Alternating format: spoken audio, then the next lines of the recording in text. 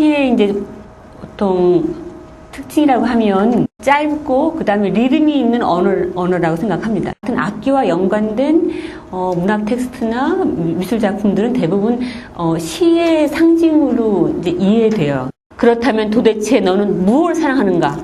이 괴상한 이방이나 나는 구름을 사랑하지.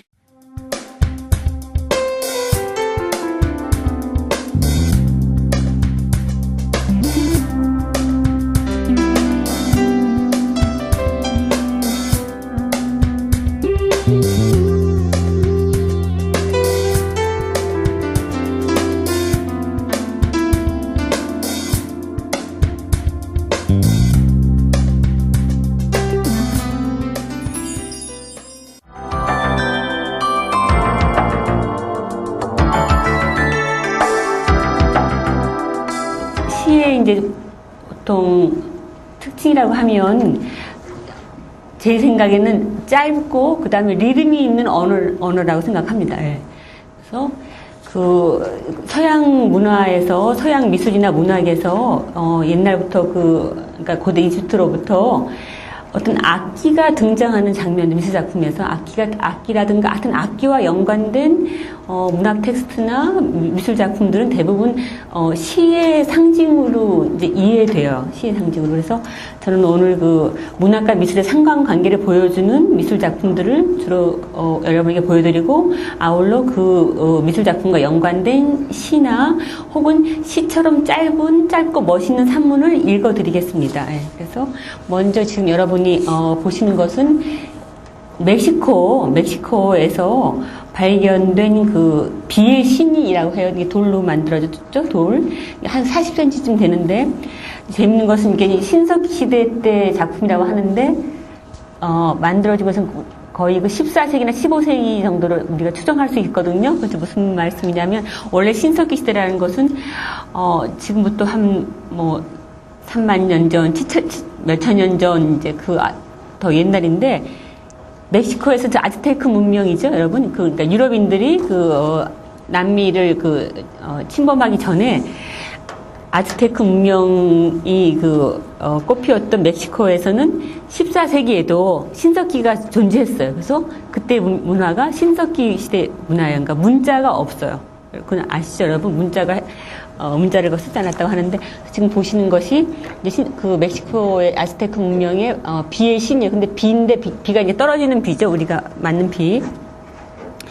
재밌는 것이 이게 지금 비의 신을 어떻게 표현했나 한번 보세요. 머리가 자세히 이게 전부 다 저게 방울뱀의 형상이에요. 근데 지금 보시면 여기 꼬불꼬불한 뱀, 이게 주로 이제 남미 미 대륙, 아메리카 대륙에서 살고 있는 독사라고 해요. 여기 보이시죠? 지금 이게 방울뱀의 몸체고, 지금 이 어떤 신의 형상, 뭐 괴물 같지만 형상의 입도 지금 방울뱀이, 그러니까 그 뱀이 독사가 혀죠? 그리고 코, 눈 전부 다 뱀의 형상으로 만들었어요. 그런데 이 사람들은 이런 형상을 만들고, 이거 비의 신이라고 하고 경배했다고 해요. 신이라고. 근데 그 재밌는 것이 이제 보면 왜 방울뱀으로 비의 형상을 표현했을까? 우선 방울뱀은 소리가 나는 뱀이래요. 저는 직접 본 적 없지만 이렇게 땅을 기어다닐 때 이렇게 칙칙칙칙 소리가 난대요. 이제 옛날 사람들이 지금 아즈테크 살던 멕시코인들이 그 방울뱀이 기어가는 소리를 보고 그 소리가 마치 비가 내리칠 때 천둥 소리 혹은 빗소리, 비가 세게 땅을 칠 때 소리가 나잖아요. 그러니까 우리가 비 하면 생각하는 게 비의 이미지가 물이 막 내려오고 젖고 또 소리가 나는 것이잖아요. 그래서 천둥인가 번개를 동반하죠. 그래서 일종의 이미지 메이킹이죠, 이게. 그러니까 원시 옛날 초기 문명에서 문자와 어떤 이미지의 상관관계를 보여준 좋은 예라고 할 수 있죠. 즉, 번개가 칠 때 번개 모양도 이 방울뱀 꼬부라지 모양이 번개 모양이잖아요. 번개가 이렇게 하늘에 이제 한 캄한 하늘에서 번개가 칠 때 이렇게 번개선을 이미지 메이킹, 이미지를 따왔다고 할 수 있죠. 그래서 아주 흥미로운 예입니다. 지금 여러분이 보시는 비의 시는, 그러니까 방울뱀을 그린 이미지, 방울뱀의 이미지, 즉 그 이미지면서 동시에 비의 사인이죠. 비의 사인, 하나의 비의 기호라고 할 수도 있죠. 그리고 어떤 천둥과 번개를 여러분이 그 연상할 수 있는 비의 이미지이죠. 그래서 아주 좋은 예라고 할 수 있습니다. 그 문학과 미술의 상관관계. 그 다음 보시는 것은 이집트의 기자에 있는 피라미드인데요. 저는 이집트에 아직 못 가봤습니다. 여러분 이제 혹시 가본 분 있을지 모르겠지만 저는 그런데 이제 사진으로만 봐도 막 가슴이 뛰어요. 이렇게 사막에 아무것도 없는 그 모래 사막에 거대한 석정물이 서 있는 것이에요. 정사면체이죠. 피라미드가 서 있는데 저는 이 사진을 보면은 피라미드 사진을 보면 이 자체가 시라고 생각이 들어요. 그 모래 사막에 풀 한 폭이 나지 않은 모래사막이 그냥 이렇게 서 있는 거대한 돌덩이. 정말 이게 뭐라고 말을 전달할 수, 이게 시다 생각하는데, 사실 이제 이게 고왕국 시대에 저렇게 큰 피라미드를 많이 지었다고 해요. 연대는 기원전 2553년경인데, 그 당시, 저는 안 가봤지만 그 피라미드 안에 들어가 보면, 그 안에, 이렇게 이제 왕의 말하자면 이제 무덤이 있죠? 그리고 그 왕이, 이집트 사람들은 그 영원 불멸을 믿었기 때문에 죽은 다음에는 이제 왕이, 살아나서 그가 이제 음식도 먹고 하인도 분이라고 안에 부장품들 많이 넣었잖아요. 부장품들 중에, 이제 지팡이도 있고 왕관도 있고 그릇도 있고 하는데 그 중에 그 무덤에 이르는 그 벽 있잖아요. 홀의 벽에 뭐라고 막 써놨어요. 상형 문자로. 그걸 이제 나중에 후세인들이 그 이집트 피라미드 발굴하면서 그 문장들을 이제 나중에 어떤 분이 해독을 했죠. 상형 문자를 해독했는데 거기 쓰여진 글들이 이게 이제 주문이라고 해요. 그래서 왕이 나중에 내세에서 살아나기 전에 내세에서 행복을 얻기 만든 주문과 창가들이 있습니다. 그래서 제가 그 중에 하나를 여러분에게 읽어 드릴게요. 근데 참고로 말씀드리면 이건 제가 번역을 했는데, 제가 물론 이집트 상형 문자는 알지 못하고 영어로 된 텍스트를 번역했습니다. 그러니까 그 옛날 이집트 시대에는 시인이 따로 없었어요. 그냥 우리가 그 이집트 그 피라미드 무덤에, 새겨진 그 주문들이 를 보고 이게 거의 다 짧고 아주 리듬이 있고 아름다운 문장들이기 때문에 시라고 볼 수 있는 거죠. 파라오 테티의 피라미드에서 나온 주문 373번입니다. 오 일어나라 오 테티, 그대의 머리를 취하고 그대의 뼈들을 모으고 그대의 팔다리들이 한데 모여 그대의 육체로 땅을 흔들어라. 썩지 않는 빵을 먹고 쓰지 않은 맥주를 마시고 보통 사람들은 출입이 금지된 문에 서라. 문지기가 그대를 마중 나와 그대의 손을 잡고 그대를 하늘로 아버지인 대지의 신에게로 인도하리. 그는 그대를 반겨 맞으며 그대의 손을 잡고 그대에게 키스하고 그대를 애무하며 그대를 영혼의 세계로 불멸의 별들에게 데려다 주리. 하신데 아주 글쎄, 저는 이제 이 시를 처음 제가 이렇게, 이 주문을 번역했을 때 저는 그런 문구가 마음에 들었었어요. 썩지 않은 빵을 먹고, 쓰지 않은 맥주 마시고서, 썩지 않은 빵이 있으면 얼마나 좋을까 생각했는데, 사실 이 시의 첫 머리에 쓰인 구절들, 뼈들을 모으고 이런 것들은, 그거를 이렇게, 그 당시는 그 파라오가 죽으면, 그걸 이렇게 화학 처리를 해서 미이라를 만들었잖아요. 미이라. 특수한 그 약품들을 썼다고 하는데 그 당시 사람들이 알던 이제 약품이 잊어버렸습니다. 아무튼 우리나라도 옛날에 관 짤 때 옷으로 하듯이 이렇게 썩지 않게. 예. 그래서 이제 그 미라를 만든 다음에 이제 왕을 매장하죠. 그러면 나중에 왕이 살아나서 그 미라를 풀고, 미라를 감싼 붕대가 있잖아요.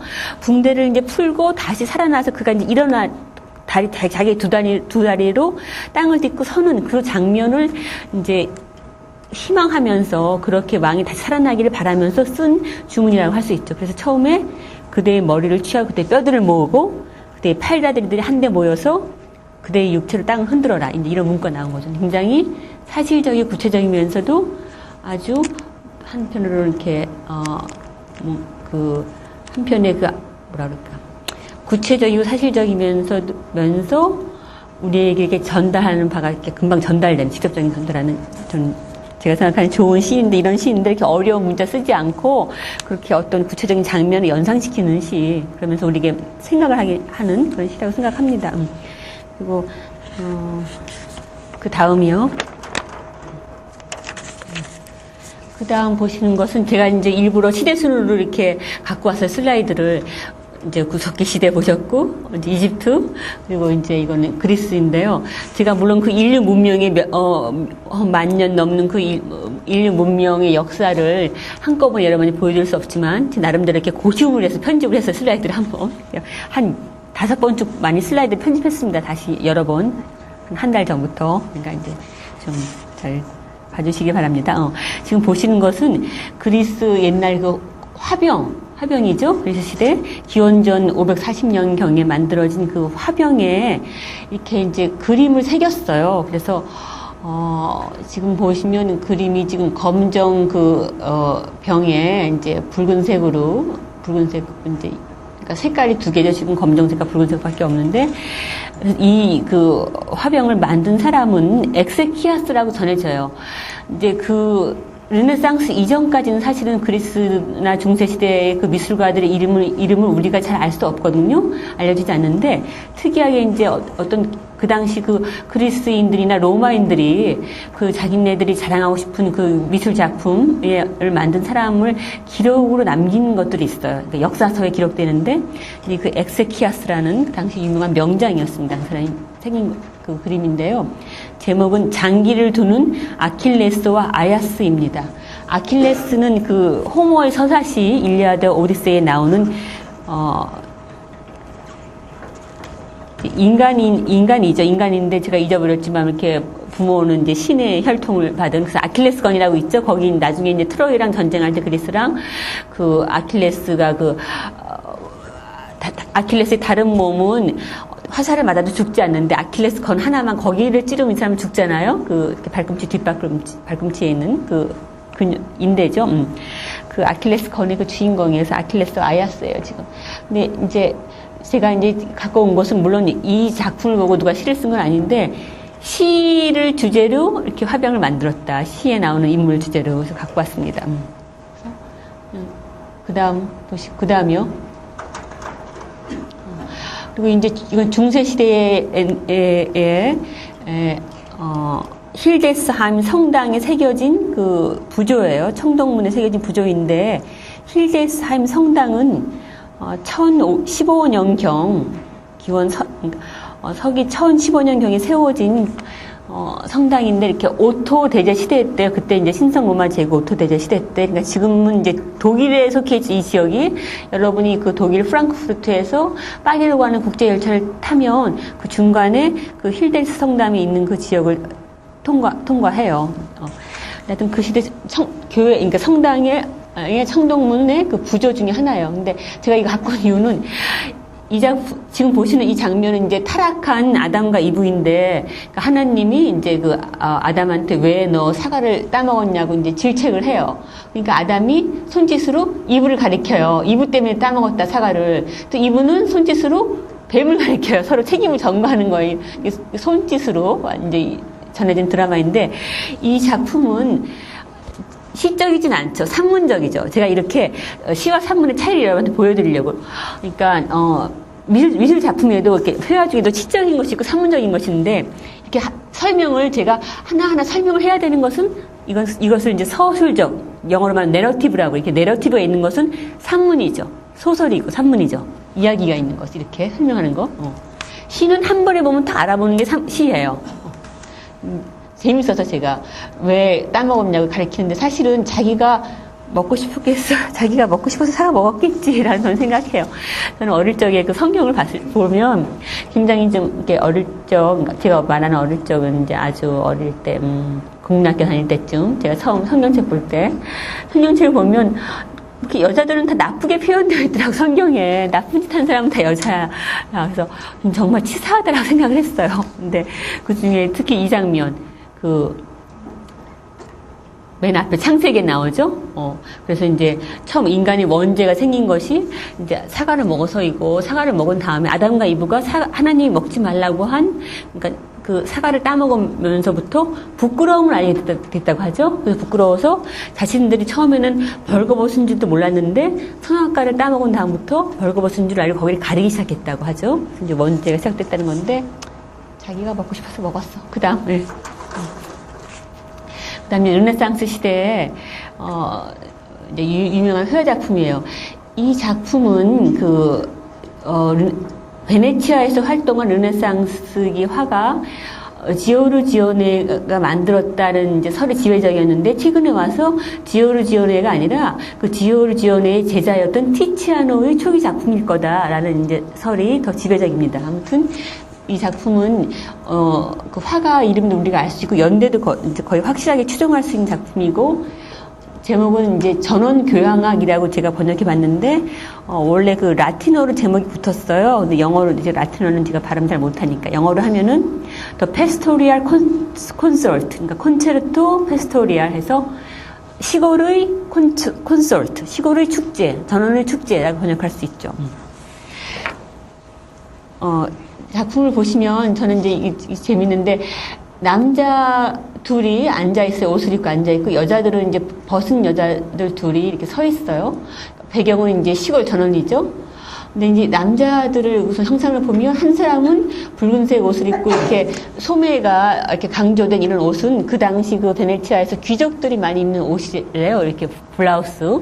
그리고 아주 정장가, 옷을 잘 차려입은 그 당시 어떤 귀족의 모습을 하고 있는 남자는 악기, 이걸 지금 류트라고 하는데, 당시 지금으로 하면 이제 현악기 바이올린 같은 거겠죠? 류트를 들고 있어, 악기 연주하고 있고, 그 옆에 있는 이 남자는 상대적으로 옷을 덜 차려입었고, 이 사람은 지금 맨발이에요. 그러니까 옆에 있는 이 남자의 이제 신분이 무엇인지 좀 이제 하인인지 아니면 뭐 혹은 시인인지 알 수 없고, 그 다음에 여자들이 이게 문제인데, 이게 이제 도성학적인 문제를 많이 나와서 지금 신비스러운 그림이라고 해요. 왜 남자들은 옷을 입고 여자들은 왜 벗고 있는가 해서, 이제 여자들 중에 하나는 이제 필히 플루트를 불고 있고, 한 여인은 지금 옆에 분수에서 지금 물병을 따르고 있어요.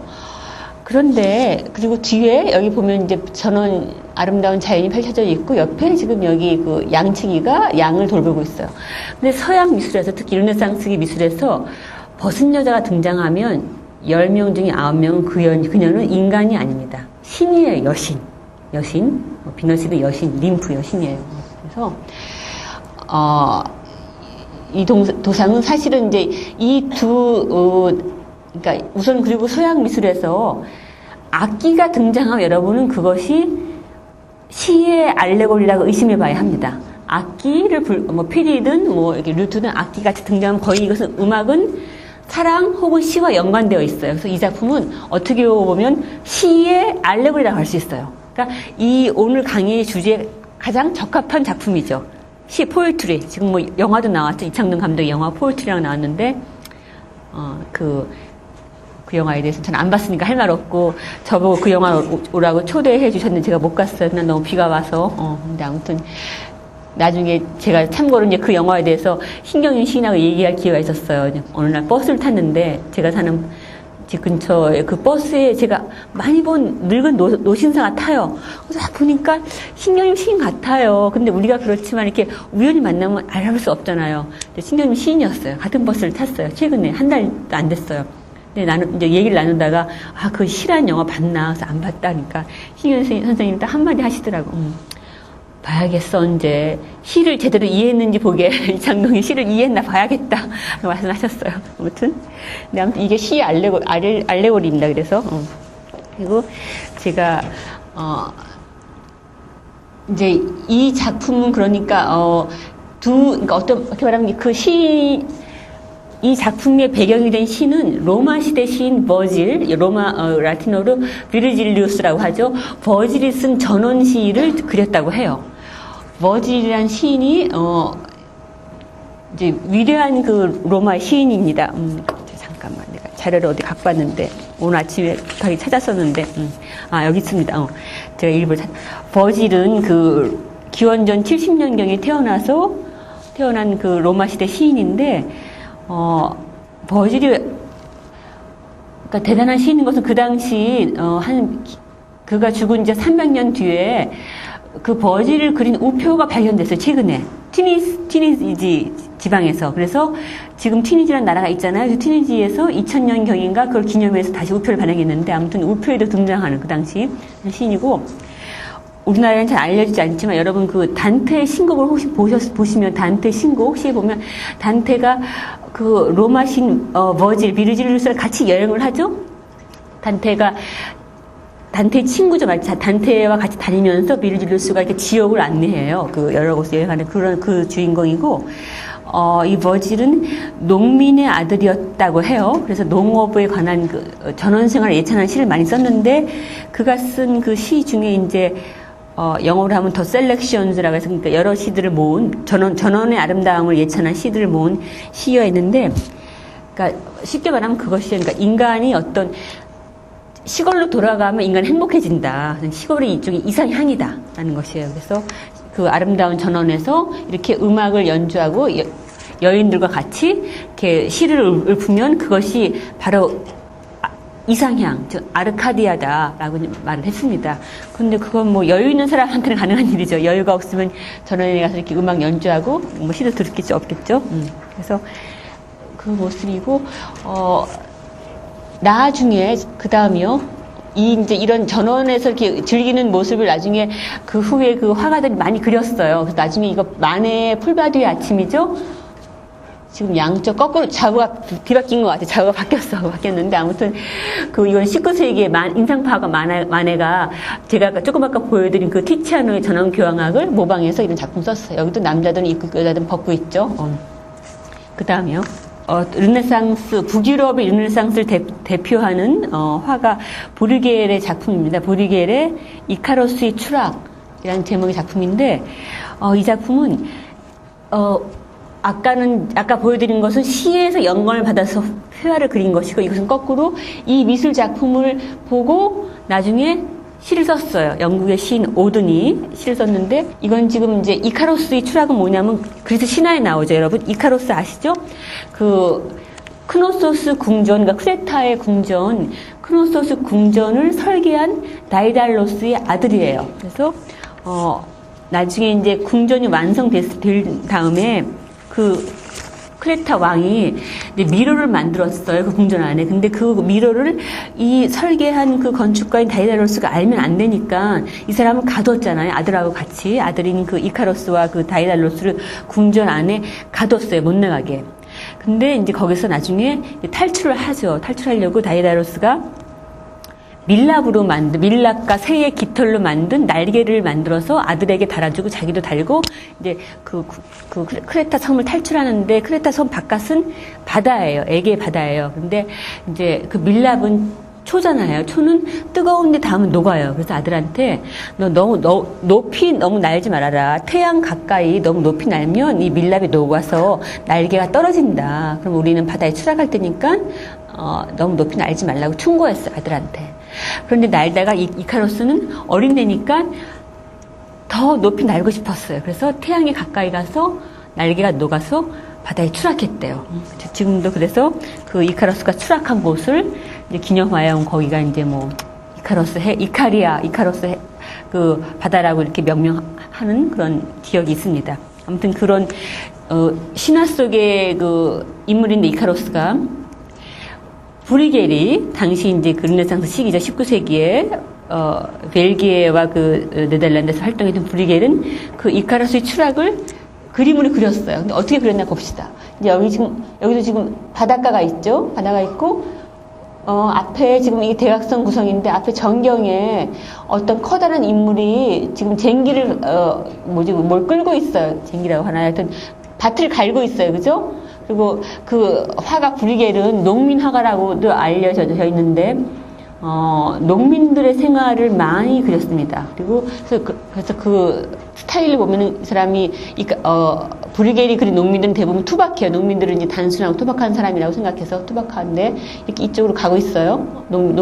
농부가 밭을 갈고 있어요. 그리고 이 옆에는 지금 누구가 그 뒤에 양치기가 양을 지금 옆에 여기 양을 돌보다가 하늘을 보고 있어요. 하늘에 뭐 비가 올려나 하고 하늘을 보고 있어요. 그럼 우리는 그림을 보는 사람의 시선이 어디로 가나요? 지금 원래 화면에서 가장 큰 사람한테 시선이 가는데 이 사람은 여기를 가고 있어요. 그런데 이카로스는 어디 있을까? 이카로스가 안 보여. 그리고 저기 멀리 배가 있죠. 여기 호화 유람선, 호화로 온 배가 막 여행을 하고 있어요. 그리고 여기 뭔가 그 다음 장면. 그 다음, 지금 제가 그 세부를 보여준 거예요. 여기 지금 그 바닷가에 어떤 이제, 사람이 낚시를 하고 있어요. 사람 뒷모습만 보이죠? 근데 여기서 뭔가 바닷가에 뭐가 빠졌어. 발버둥치는 다리가 하나 보이죠? 이게 이카로스라는 거예요, 다리가. 다리가. 그림에 보면은 그 이카로스의 추락 그림에 보면 다리는 거의 눈에 안 띄게 그렸어요. 일부러.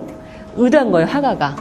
자기가 해석하는 어떤 인간의 조건에 대한 은이라고 생각을 해요. 즉 그렇게 이카로스처럼 특별한 사람도 그 사람 어떤 사람이 죽었는데 다른 사람들이 끔찍도 안 하잖아요.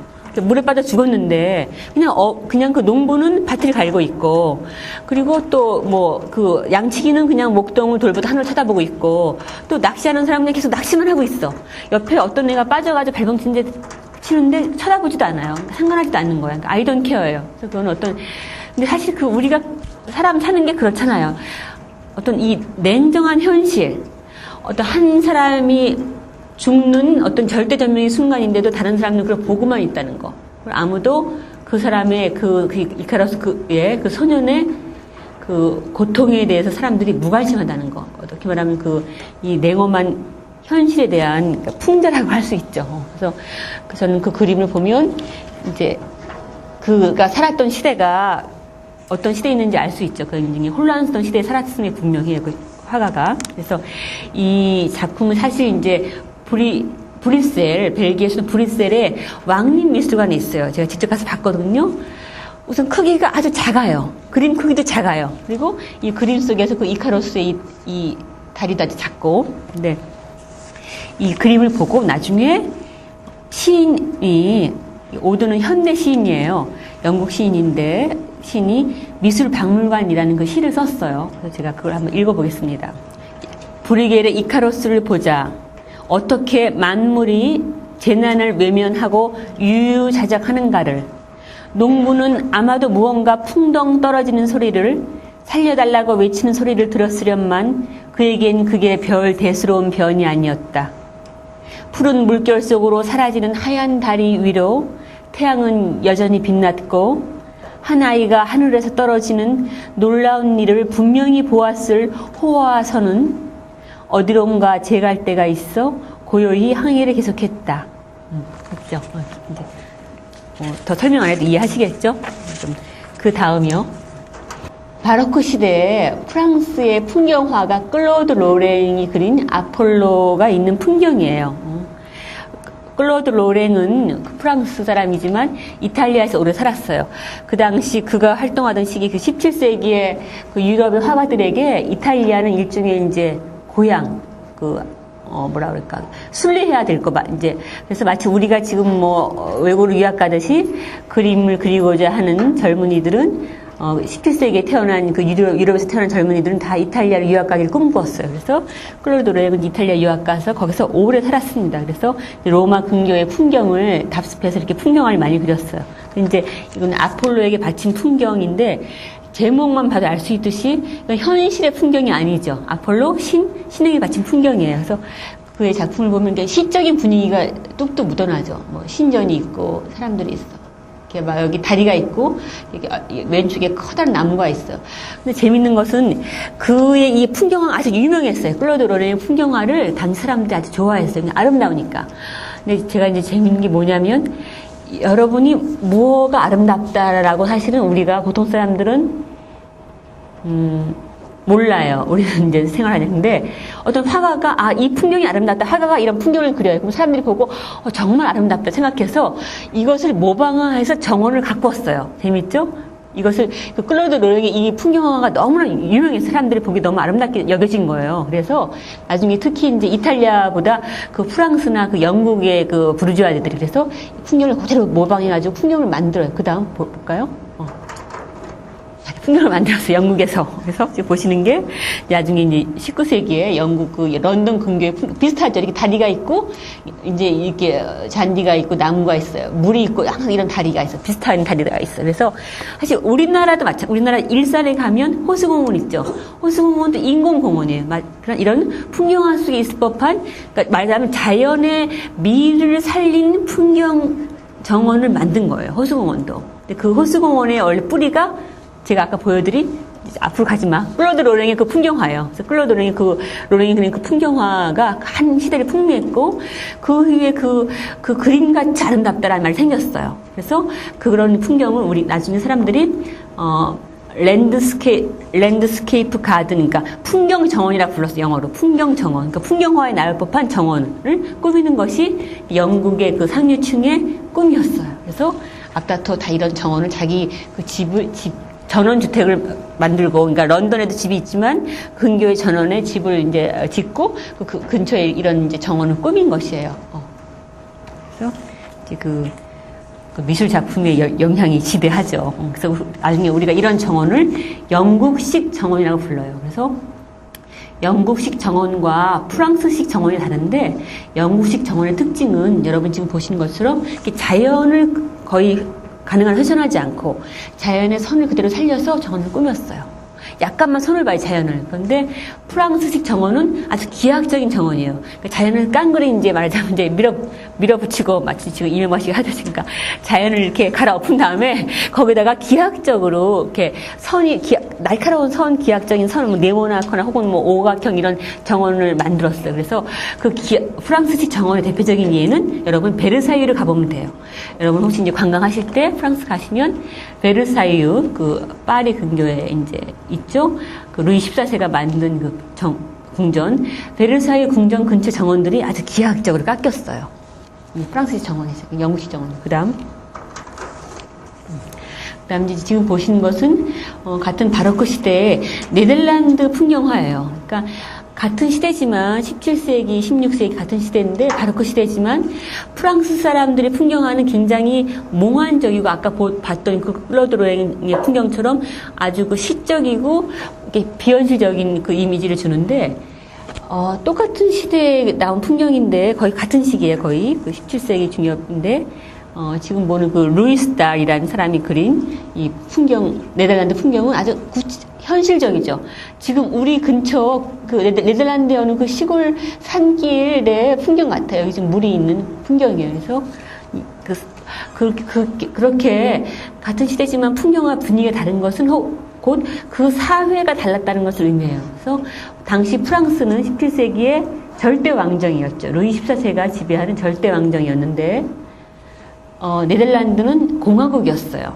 민주주의 공화국이었어요. 그러니까 유럽에서 최초의 공화국이 17세기 네덜란드에서 설립되었어요. 그래서 우리가 지금 뭐 흔히 거스 히딩크의 고향을 알고 있는데 네덜란드 사람들이 대단한 게 이제 그 17세기에 이미 이제 당시 이제 스페인으로부터 스페인의 통치를 받았는데 스페인과 싸워서 이겼죠. 그래서 스페인에 독립해서 공화국을 만들고 그 당시에 이미 우편망이 생겼다고 해요. 그래서 물론 이제 그 옛날에도 우편이 존재했지만 정기적인 우편망 우리가 아는 그래서 람스테르담과 로테르담 사이에 정기적으로 왕복하는 우편망이 생겼고 우편물에 그 우표를 찍어서 인지를 탁 찍는 것을 처음 시작된 게 바로 17세기 이 그림이 생산된 그 시기입니다.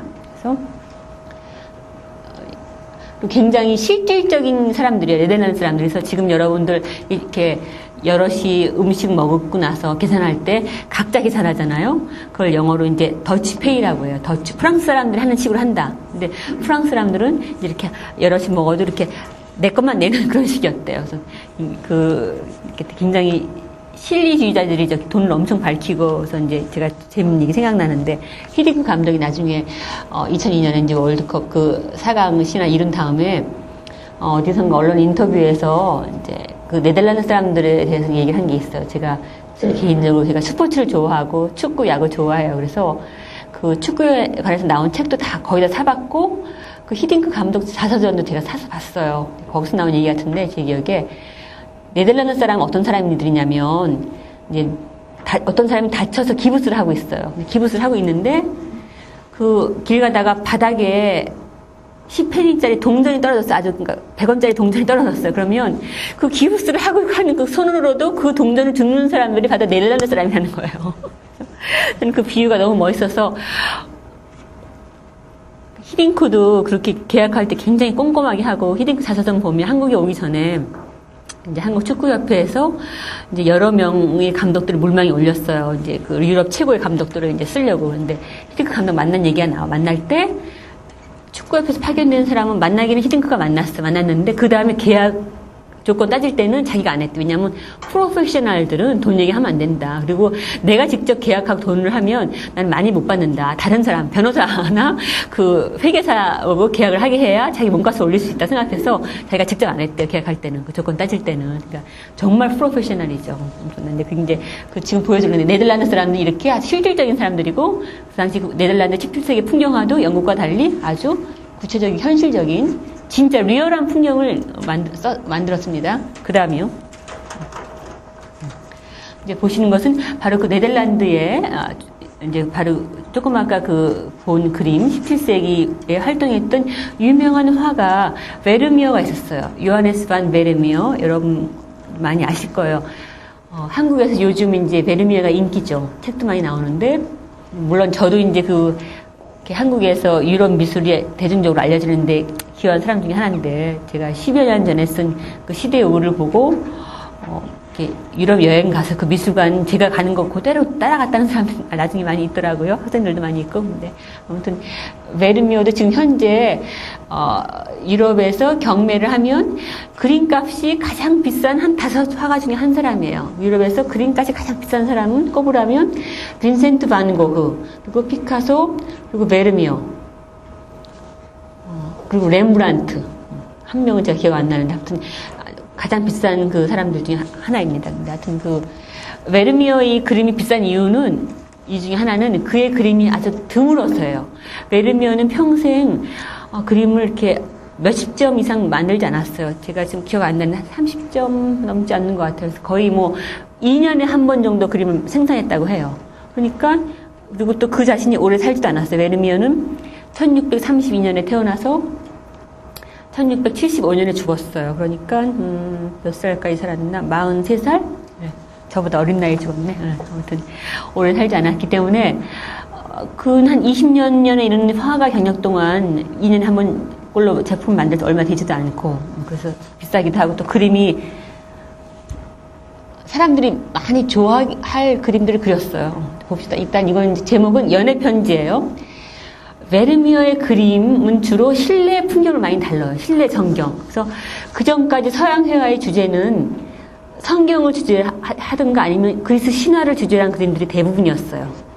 보신 것처럼 그 현실의 어떤 공간, 현실의 인물을 다루는 일은 아주 드물었어요. 그런데 처음으로 자신들이 호흡하는 그 동시대 인간들, 동시대 사람들을 그린 사람들이 바로 네덜란드 사람들이에요. 유럽에서. 프랑스 사람도 아니고 이탈리아 화가들도 아니에요. 그러니까 현실에서 어떤 현실의 풍속을 처음으로 그림의 주제로 잡고 그린 화가들은 네덜란드 사람이고 특히 베르미어가 많이 그렸어요. 지금 실내 풍경이 이제 보세요. 여기 지금 어떤 여자가 악기를 들고 있어요. 악기, 류트, 아까 본 그 전원교향악에서 나온 그 악기 같은. 그리고 그 손에 편지를 들고 있어요. 옆에 이제 한여 같은 여자가 이걸 보고 있죠. 근데 이 여인은 잔뜩 차려입었어. 당시 그 유행하는 패션으로.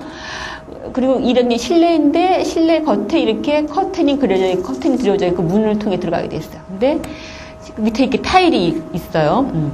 있고 그냥 언뜻 보면 아주 평화로워 보이는 실내 전경이에요. 그리고 무지 깨끗하죠. 여기 보면 주변이 깨끗하죠. 타일도 깨끗하고. 그리고 뒤에 이제 그림이 그려져 있어요. 근데 사실 그 베르미어의 그 그림에 악기가 많이 등장을 해요. 악기가 나오고, 그리고 여기 악보도 나오죠. 악기와 악보가 많이 나와요. 그런 것은 곧 사랑의 은유라고 합니다. 그러니까 서양 미술에서 악기, 악보 나오면 시 혹은 사랑의 메타포예요. 사랑의 은유예요. 근데 여기 지금 악보가 막 펼쳐져 있고, 여기 지금 악기가 있죠? 그런데 그 악기도, 그러니까 이게 이제 우리가 지금은 추측하는 건데, 그 당시 이 베르미에가 이 그림을 그릴 당시에 그림 속에서 악기가 나오면 그 악기는 그냥 사랑이 아니라 끝나가는 사랑, 즉 사랑이 꼭 끝나간다. 무슨 말이냐면 악기는 연주할 때 뿐이잖아요. 음악은 꼭 끝나요, 언젠가는. 그래서 사랑도 마치 그 음악과 같다. 좋을 때는 좋지만 끝나면 죽는 거죠. 죽음 혹은 뭐 잊혀지는 거겠죠. 그래서 어떤 인생 무상의 주제를 다뤘다고 합니다. 사랑이 끝나가고 있다. 그러니까 삶이 끝나고 죽음이 항상 우리 곁에 있음을 기억하라 라는 그런 일종의 도덕적인 주제가 이 그림에 감춰져 있다고 해요. 그리고 또 흥미로운 것은 여기 앞에 보면 빗자루가 있죠. 근데 이렇게 이런 빗자루는 그 돈도 잘 못 벌어다 주면서 말하자면 바람을 피우는 남편을 때리기 위한 그 때리는 부인의 운이라고 해요. 근데 너무 재밌죠, 이게 빗자루가. 그러니까 허둥지둥한 이게 빗자루죠. 허둥지둥한 남녀. 여기 신발도 하나 벗겨져 있어. 이건 이제 허둥지둥한 남녀. 즉, 사랑이 끝난 다음에 신발만 찾아서 신는 남녀. 상징한다. 여기 잘 안 보이시지만 여기 신발도 있어요. 그래서 재밌는데, 그때도 이렇게 바람 피는 남편을 여자들이 때려줬나 봐요. 근데 우리나라에서는 잘 못 때리는 것 같은데. 아무튼, 재밌어. 그 다음이요.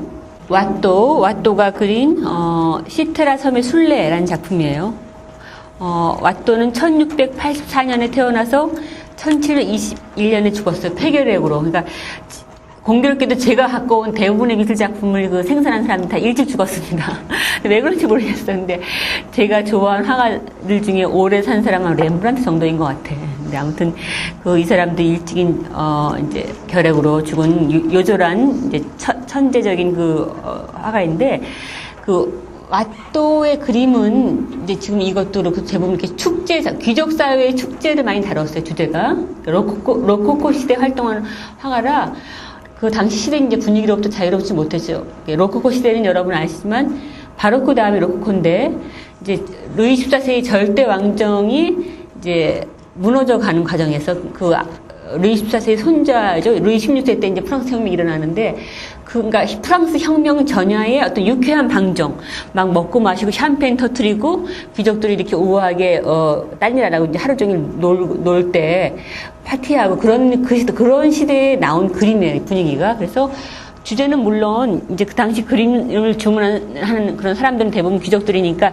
귀족의 취향에 맞게 이제 축제 주제예요. 근데 재밌는 것은 이 섬은, 그러니까 시테라 섬의 순례인데 어떤 섬을 남녀들이 이제 순례하러 갔어요. 갔다가 좌우 바뀌었다. 비너스 조각이 있는데 섬에서 순례 마치고 돌아가는 과정인데 이 섬은 시테라 섬은 그냥 현실에 존재하는 섬이 아니라 신화에 나오는 섬이라고 합니다. 이것은 사랑의 여신인 비너스가 이제 탄생해서 도착한 섬이라고 하는데 비너스는 바다 거품에서 태어났다고 하죠. 그래서 이제 조개를 타고 바다를 이렇게 쭉 가셔서 갔던 다음에 시테라 섬에 이제 상륙했대요.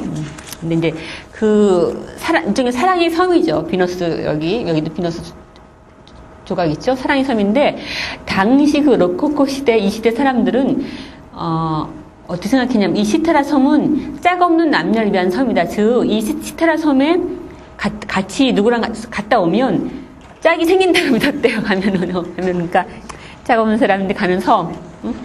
그런 섬이었어요. 그래서 이렇게 이제 전원에 이렇게 아름다운 전원을 배경으로 남녀가 등장하는 장면은 우리 아까도 봤죠. 르네상스 시대 그림 티치아는 그림에도 나오죠. 그래서 르네상스 문학과 미술에서 여러 번 반복돼서 나오는 주제예요. 이 전원 속의 남녀, 아름다운 풍광 속의 남녀는 모든 사람들이 꿈꾸는 이상향, 어떤 행복의 행복의 로망이라고 할까요? 그런 이제 어떤 이상향인데. 그런 아름다운 축제 장면인데 어쩐지 왓도의 그림을 보면 뭔가 쓸쓸해한 느낌 묻어나거든요. 멜랑콜리한 느낌이 나는데 왜 그런지 한번 봅시다. 이 이런 기법상으로도 좀 이렇게 뭔가 어떤 대기와 수증기, 물, 이런 공기의 느낌이 나고 이런 나무들이 금방 해체돼서 녹아내릴 것 같죠.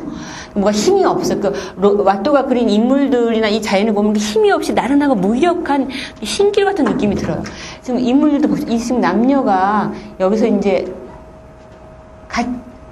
이게 잘못했지만 왠지 여기서 봅시다. 비너스 조각이죠. 비너스의 조각 밑에서 사랑을 맹세하는 것이 습관이, 그 당시 습관이었어요. 뭐라 그러냐. 그날 유행하는 조각 밑에서 남녀가 지금 사랑을 나누고 있어. 미러를 막 나누고 있어. 남자가 무릎 구부리고 있는 것 같아. 막. 그러다가 이제 사랑을 나누다가 이제 이게 시간적으로 이렇게 오른쪽으로 가는 거예요. 그 다음에 일어나. 남자가 손으로 여자를 잡아 끌어. 여자는 일어나고 싶지 않아서 지금 앉아있어. 남자가 팔을 그냥, 손을 그냥 팔을 잡으면서 일어나라고 해요. 남자가 먼저 중요한 건 남자가 먼저 일어났다는 거예요. 이제 사랑을 약속을 한 다음에 먼저 떠나자. 우리 이제 배가 떠나니까 가자. 하고. 남자들이 더 현실적이죠. 그 다음에 그래서 이 여자가 일어났어. 일어나서 이제 이쪽으로 가야 돼. 저기 배고덩이 올려 배를 타러 가야 돼. 여러 사람들이 앞에 먼저 가고 있죠. 이 여자가 뒤를 싹 돌아보는 거예요, 바로. 그게 이 그림의 포인트예요. 이 그녀가 지금 여기서 이 여자 그녀가 뒤를 살짝 돌아보고 있는데 여러분 지금 이게 좀 확대 안 해가지고 안 보이지만 이 그림 루브르에 있거든요. 루브르에 가서 보세요. 싹 돌아보지 않았다면 그냥 보통 그냥 축제 장면일 텐데 확 돌아보는 게 이게 포인트다. 뭔가 그 어떤 쓰디쓴 달콤함이라고 할까요? 그러니까 복잡한 감정을 이렇게 품게 하는 그 그림입니다. 그래서 어떤 그다음 이것도 이제 왓도의 그림인데 왓도는 이렇게 그림에 악기 혹은 그 코미디안 이런 희극 배우들, 그러니까 사람들을 즐겁게 하는 직업, 그러니까 엔터테이너들을 많이 그렸어요. 그래서 지금 여러분 파리에 가시면 파리의 술집이나 바, 레스토랑에 왓도의 그림이 많이 걸려 있어요. 왜냐면 딱 그 식당, 술집에 걸기 딱 좋은 그림이거든요. 이렇게 음악을 연주하는 그림. 그 옛날에는 지금도 그렇지만 이렇게 고급 식당들은 지금도 이렇게 음악 연주하잖아요. 그래서 그 옛날에도 그 왓도가 살던 시기에도 술과 여자 음악은 같이 붙어 다니는 것이에요. 놀 때, 같이 이제 노는 문화인데, 이 사람은 이제 악사인데, 악사가 악기를 이 사람 표정을 보세요. 이 사람 행복해 보입니까? 아니지. 그러니까 이게 바로 그 왓도 그림의 특징인데, 뭐라고 표현할 수 없지만, 또 우울함, 아른한 우울함, 인생의 허무가 묻어나요. 그래서, 그 왓도 그림을 좋아하는 사람 많아요. 그러니까 멜랑콜리의 대가죠, 일종의. 근데 사실 멜랑콜리를 글로 표현하기도 힘들어. 시로, 우울함, 멜랑콜리를 표현하기 힘든데, 그림으로 멜랑콜리를 보여주는 것은 정말 힘든 일이에요. 어려운 일인데, 그런 멜랑콜리를 이렇게 그림으로 보여주는데 성공한 왓도는 정말, 저는 그야말로 정말 천재라고 생각해요. 제가 서양 미술사를 보면서, 많은 작품을 봤지만, 많은 화가를 봤지만, 그 중에 정말, 이건 뭐 아무도, 다른 사람 정말 못 그릴 그림이야. 정말 천재적이라 하는 사람이 몇 명 안 되거든요. 그 중에 한 사람이 왓도 같아. 그래서 왓도의 그림은 베낄 수가 없대요. 왜? 유명한 작품들은 모작이 많잖아요. 베낀 작품들이. 근데 이 분위기는 모방할 수가 없는 거예요. 그래서, 한 그림입니다. 그 다음에 이번엔 또 소설적인 작품 갖고 왔어요. 제가 일부러 시적인 작품과 소설적인 작품. 이 작품 제목을 한번 추측해 보세요. 돈 돌면 안 돼. 남자가 있고 여자가 있어요. 그러니까 남자가 여자를 막 꼬시려고 하고 있는 거야. 그러니까 제목이 꼬시기 전이에요. Before the seduction이에요. 여자를 꼬셔서 이제 같이 자고 싶은데 그 전이야. 그래서 여자한테 막 사랑해요라고 막 속삭이고 온갖 말 다 하겠지. 여자는 지금 막 뿌리치는 거 아니에요. 싫어요 하고 막 뿌리치는 거예요. 막 이런 장면이에요. 그다음에 이제 이건 일이 끝난 뒤야. 꼬신 뒤야. 남자는 막 바지춤 막 옷 입으려고 하고 있어. 이제 거꾸로 여자가 막 매달리는 것 같죠. 여자가 칼리마스에 하는 것 같죠. 끝내주는 작품이라 생각해요. 그러니까 이 제목이 Before and After예요. 전과 후야. 드디어 여러분 웃으시네. 호가스는 영국에서 이제 그 활동한 화가인데 1697년에 태어나서 1764년, 그러니까 오래 살았네요. 이 사람은. 그러니까 상문적인 사람은 오래 살아요. 시인들은 일찍 죽는데 제가 보면 화가들도 그런 것 같아요. 오래 살았고 영국에서 태어난 화가 중에 최초로 국제적인 명성을 누린 화가예요. 그래서 흔히 뭐 영국 최초의 국제적인 화가 이렇게 말을 해요. 왜냐하면 여러분 그 영국은 미술의 불모지였어요. 오랫동안 서양 미술, 특히 유럽 미술의 중심은 프랑스와 이탈리아였어요. 르네상스 시기에는 이탈리아가 미술의 중심이었고 그 이후에 그 바로크 시대, 로코코 해서 그 바로크부터 현대까지는 프랑스, 파리가 미술의 중심이었어요. 그래서 영국 출신 화가들은 그 변변한 화가 별로 없어요. 그런데 이제 드디어 영국이 자랑할 수 있는 화가가 나온 게 바로 이 사람이에요. 호가스인데, 영국은 미술보다는 문학이 강해요. 그래서 뛰어난 문학가를 많이 배출했죠. 여러분들 아시는 셰익스피어. 셰익스피어도 바로 지금 이 그림과 비슷한 시대, 약간 그 전에 조금 전에 활동한 문인이죠. 그래서 영국 사람들은 이제 문학의 고향이다. 우리가 문학의 고향이라고 생각을 해요. 시인과, 위대한 그 시인과 작가를 많이 배출했다. 생각하는데, 이제 미술가는 없는데, 그나마 그들이 자랑하는 미술가 호가스인데, 호가스의 그림은 소설 같아요. 그래서 그림에는 늘 스토리가 있고, 여러분들 웃으신 것처럼 마치 연속극 보는 것 같아요. 그죠? 스토리가 시리즈, 그리고 호가스는 이렇게 시리즈로 그림을 많이 그렸어요. 그래서 이제 창녀의 일대기라든가, 방탕아의 일대기, 이런 이제 시리즈로 그림을 많이 그렸고, 그걸 또 판화로 많이 찍어냈어요. 그래서 그의 그림에 늘 이야기가 있기 때문에 호가스를 가리켜서 영국 사람들은 뭐라고 부르냐면, 셰익스피어 다음 가는 희극 작가이다. 라고 말을 해요. 이렇게 화가라기보다는 희극 작가이다. 그리고 이렇게 그의 그림에서 어떤 방탕아 일대기 같은 걸 보면 도덕적이거든요. 그래서 그의 그림을 도덕극이다. 사회 비평 혹은 도덕극이다. 그 다음 지금 보시는 이 판화 표지인데요. 더 시크 로즈라고 병든 장미. 영국에 윌리엄 블레이크라는 시인이 있었어요. 이 사람은 시인이기도 하지만 화가이기도 했습니다. 그래서 시와 그림을 동시에 작업했어요. 그러니까 오늘 강의 주제에 딱 맞는 사람이지. 시와 미술 동시에 작업해. 19세기 영국 낭만주의를 대표하는 사람인데, 이렇게 이제 자기가 그린 그림들을 갖고 이제 사파집을 만들었는데, 거기에 이제 한 페이지예요. 병든 장미. 자기가 그림도 그리고 시도 썼어요. 이 시도 제가 이제 번역을 좀 해봤는데, 영어가 아주 쉬워서 제가 영어로 일단 읽고 여러분한테 한글로 해도 될 것 같아요.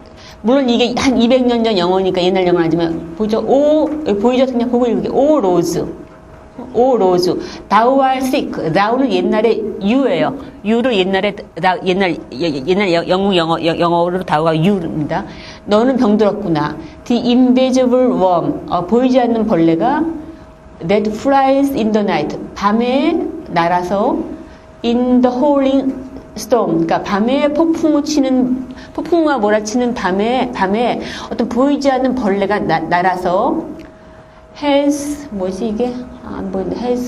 found out thy. 그러니까 침대에 있는 너를 발견했다. of crimson joy. 그 진홍빛 즐거움을 and his dark secret love. 어둡고 비밀스러운 사랑이 does thy life destroy. 너의 생명을 파괴한다. 쉬워요. 그러니까 그 200년 전 영어인데 그대로 다이 다음만 바꾸고 여러분 금방 아주 쉬운 영어죠. 그러니까 저는 지금도 그렇게 생각하는데, 원래 뭘 모르는 사람이 어렵게 쓰는 거고, 진짜 그 시를 잘 쓰는 시인들은 쉬운 말로도 훌륭한 시를 생산할 수 있어. 쉬운 언어로도. 괜히 그러니까 어려운 것을 쉽게 표현할 수 있는 것이 재능이지, 쉬운 것을 어렵게 꼬는 것이 재능이 아니에요. 이렇게 쉬운 영어로도 훌륭한 시를 썼고, 이 시에서 표현하고자 하는 바는 여러분 그만 보면 아시겠지.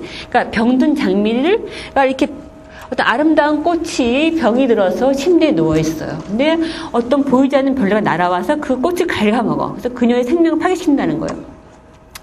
이 시를 쓴 사람은 남자 시인인데, 저는 이걸 남자 시인이 썼다는 것에 굉장히 감동했어요.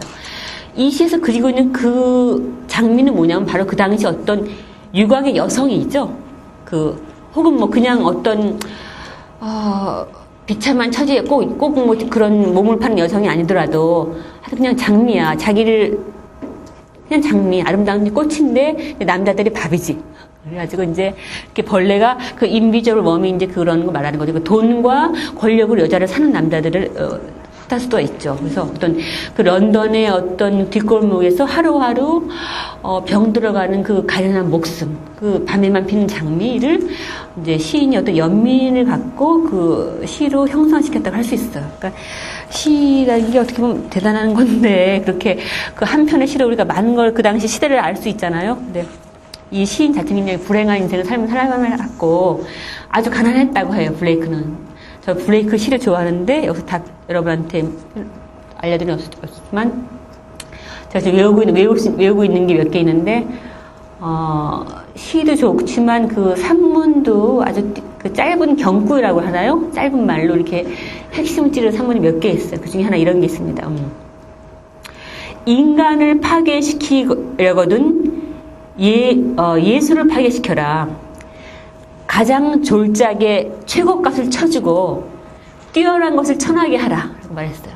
그 아름다운 시를 생산한 시인들이 다 왜 일찍 죽었냐면 이유가 있어요. 그 시대가 그 시인이 죽인 거예요. 왜 결핵이 걸렸겠어요? 술과 그러니까 자신의 처지를 비관하여 소홀도 자기를 알아주지 못하는 세상에 분노하면서 혹은 뭐 자기 스스로를 파괴시켰죠. 막 이렇게 술과 뭐 이렇게 자기를 관리 안 하고 자기 돌보지 않아서 동서고금의 진리인데 외국에도 뛰어난 시인은 다 일찍 죽었어요. 예술가가 오래 살면은 오래 사는 예술가들은 피카소처럼 그건 치욕이 어떻게 보면 치욕. 그리고 현실에 영합하는 자만 오래 살아요. 예술가가. 그러니까 보통 사람들은 다른 거지. 보통 사람들은 착한 사람들 오래 살아요. 그런데 예술가는 제가 아는 대부분 예술가가 그런데 50 넘은 사람들 중에 괜찮은 사람 없더라고요.